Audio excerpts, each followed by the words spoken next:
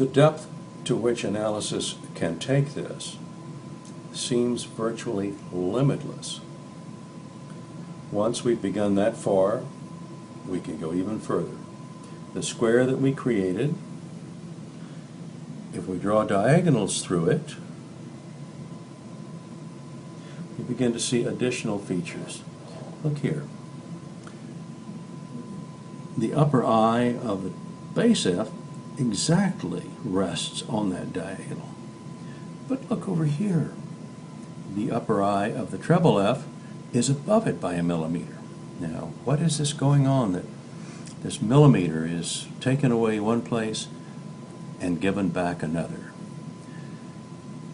This does not look like error. This looks like very clever design. We have to ask, what's going on? Something's up here. These outer circles, which are based upon the information left on the center of the form, does additional things which make us realize that the F-holes are multi-determined. They are not given any degree of freedom for the artistic taste of the maker. Numerous other connections can be drawn all around the body. Some we've seen. This diagram offers a number of new thoughts about how this was constructed.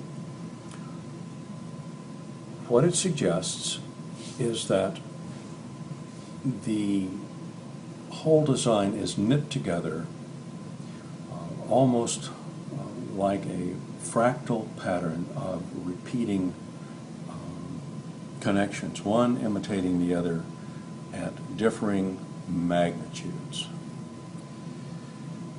One feature that could have an acoustic impact on the violin, which might explain why so much care was taken by Stradivarius in designing it, is that harmonics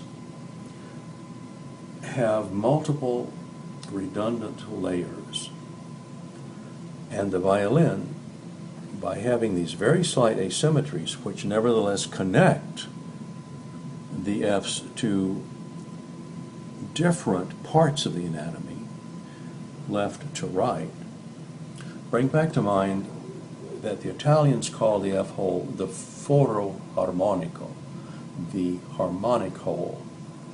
What if Stradivari has adopted this slight asymmetry so that the treble F will have a specific, I would venture to say, Pythagorean proportional connection to some parts of the anatomy, while the bass F connects to other parts of the anatomy, equally precisely, but differently, so that the entire harmony of the instrument is made more complex, and a perfectly symmetrical design could not produce the timbre and the quality of sound that a slightly asymmetrical but thought-through design can do. We must remember that they inherited a tradition which goes back at least to the 8th century of instrument making, in which geometry was applied to the construction of instruments. Andrea Amati, as the founder of the School of Violin Making in Cremona, followed similar slight asymmetries as Stradivari did. This was passed down from generation to generation, and yet in such a secretive way that it has never been fully explored, even now.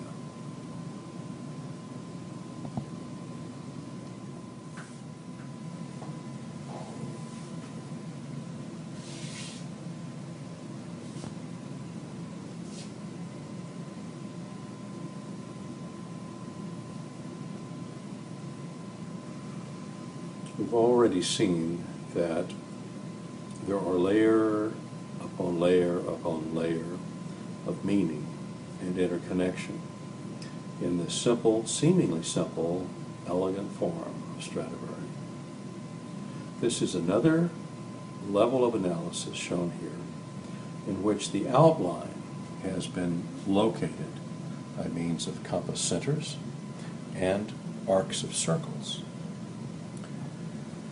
Because the outer form is not a pure circle, it has often been thought to be some different form, geometric or non-geometric. But in fact, you can locate every part of the outline of a Stradivari violin with a compass. That means every bit of it is rational, every bit of it is determined by the use of a compass. So, in searching for the outline of the instrument, compass centers can be tested against the arc that you draw, and when you draw an arc that exactly matches, you know you're on the money.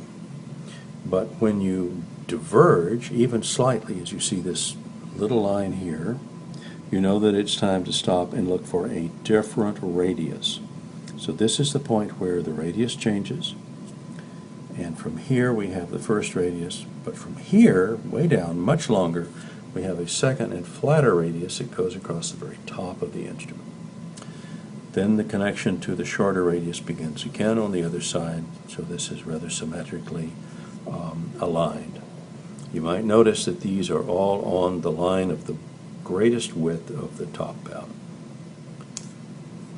Again, where the circle diverges, you know you've got to find another line, which is this great long one, which connects here and goes into the corner. But if we allow, let's say, this circle to be drawn all the way around, and this one to be drawn all the way around, it's interesting that they connect along the center line. So he's pulled apart a common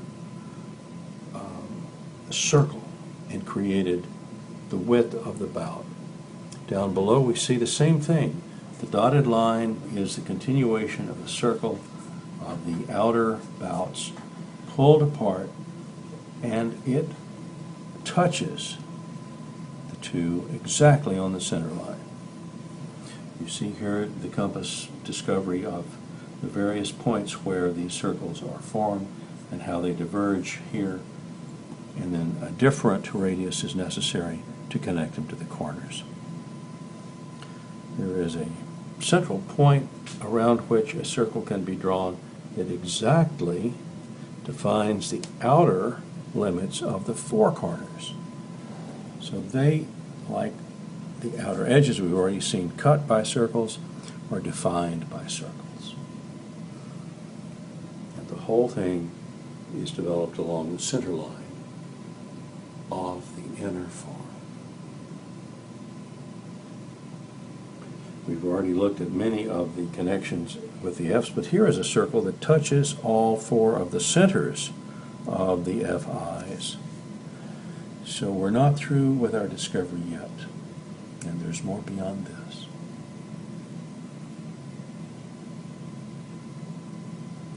The meaning of all these connections is yet to be discussed.